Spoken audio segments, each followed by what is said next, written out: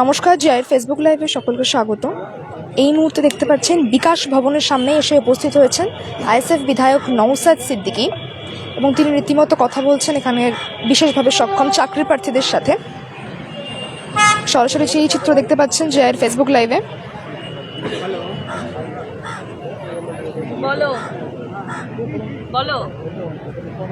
বিশেষভাবে সক্ষম চাকরি প্রার্থীদের সঙ্গে কথোপকথন করছেন বিধায়ক নওশাদ সিদ্দিকী।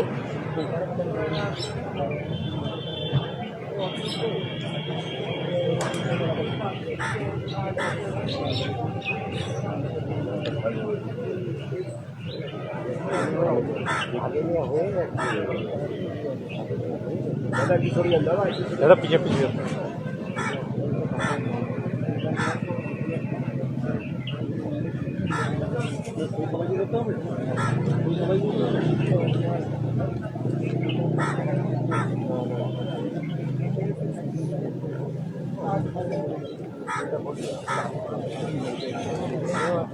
আপনারা দেখতেই পাচ্ছেন এই মুহূর্তে এসে উপস্থিত হয়েছেন আইএসএফ বিধায়ক নওশাদ সিদ্দিকী বিকাশ ভবনের সামনে।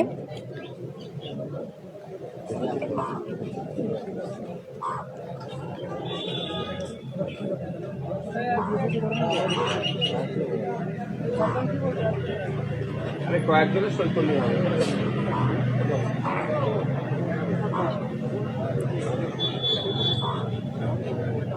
সবাই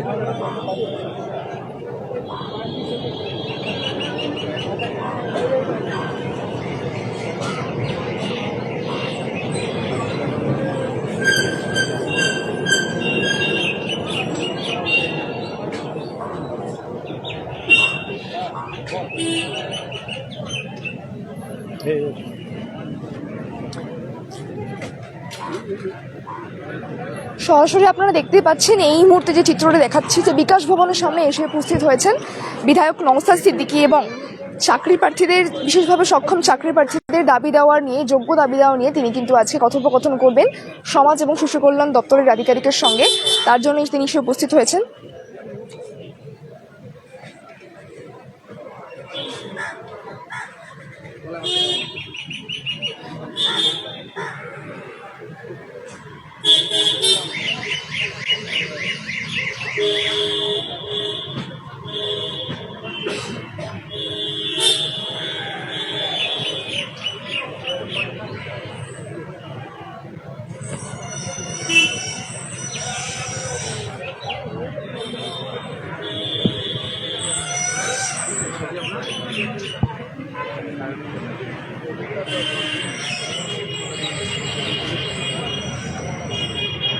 এসএলএসটি বিশেষভাবে সক্ষম চাকরি প্রার্থীদের সঙ্গে কথোপকথন করছেন বিধায়ক নওশাদ সিদ্দিকী।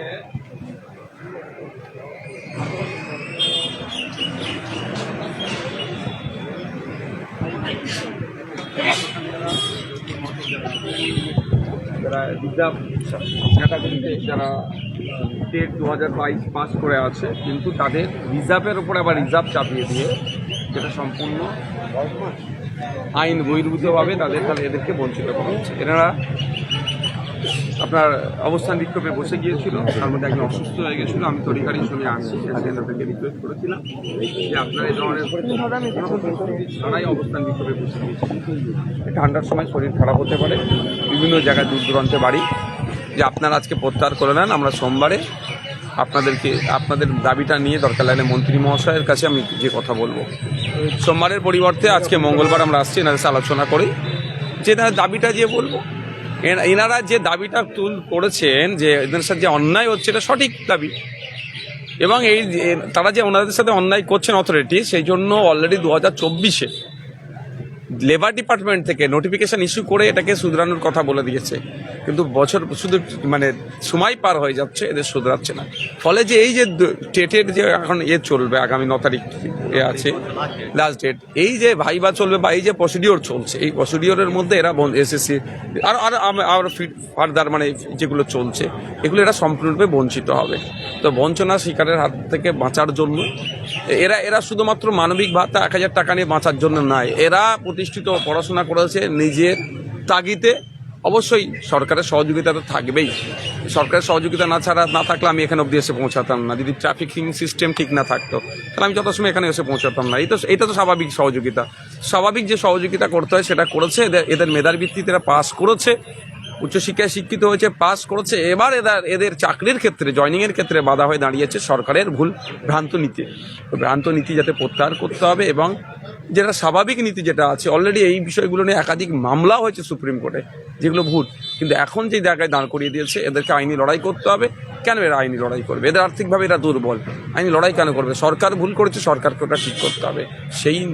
সেই বিষয়টা নিয়ে আজকে আমি এই লোকোমোটর ডিসেবিলিটিটা কি ওরা কি পিডব্লিউডির আন্ডারে আনছে না এরকম কি? না, আনছে। রিজার্ভের ক্ষেত্রে একটা নাটক করেছে যে এদেরকে দিয়েছে যে যারা মানে বিশেষভাবে সক্ষম সেখানে একটা এসসি রিজার্ভ করে দিয়েছে, রিজার্ভের ওপরে আবার রিজার্ভ।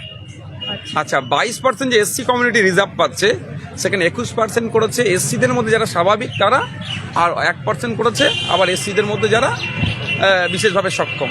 ওখানে 22 রাখছে, আর এখানে 1% তাহলে কেটে নেওয়া হচ্ছে। তাহলে ওখানে 22-এর পরিবর্তে যদি 23 করতো তাহলে প্রশ্ন থাকতো, ঠিক আছে চলো এটা আলোচনার জায়গায় অন্য টেবিল হতো, কিন্তু ওখানে 1% বাড়াচ্ছে না, এখানে 1% কমিয়ে দিচ্ছে। মধ্যিখানে যে 1% তাহলে কোথায় যাচ্ছে? বা 100% যে রোস্টার, সেই রোস্টার মেনেও কিন্তু আপনার এই সংরক্ষণটা হচ্ছে না। এখানে মধ্যিখানে 1% চুরি হচ্ছে। এই চুরিটা কিভাবে যাতে না কোনো প্রতিবাদ হয়, ওই জন্য এসসি নামে রিজার্ভ দেখিয়ে চুরি করে নেওয়া হচ্ছে। এর প্রতিবাদটাই আমরা করছি।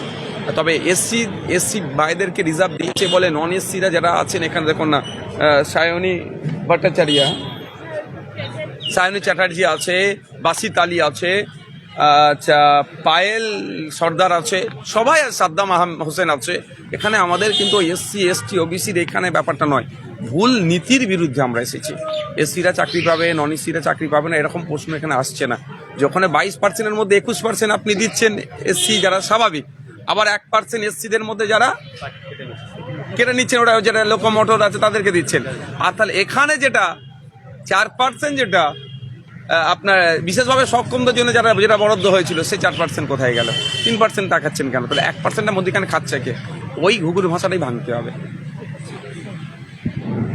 আমরা যে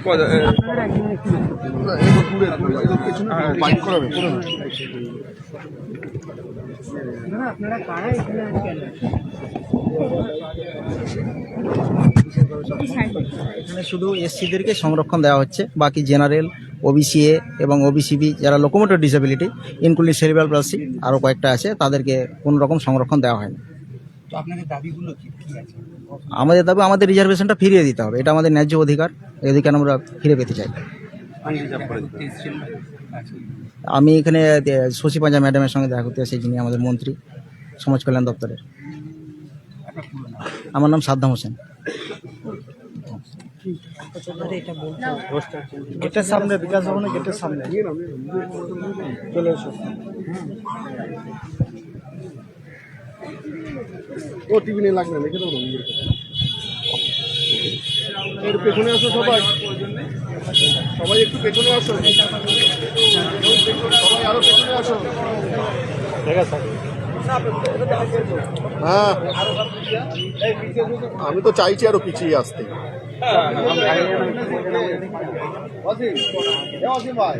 এই মুহূর্তে আপনারা দেখতে পাচ্ছেন নওশাদ সিদ্দিকী বিকাশ ভবনের সমাজ ও শিশু কল্যাণ দপ্তরের আধিকারিকের সঙ্গে কথা বলছেন বিশেষভাবে সক্ষম চাকরি প্রার্থীদের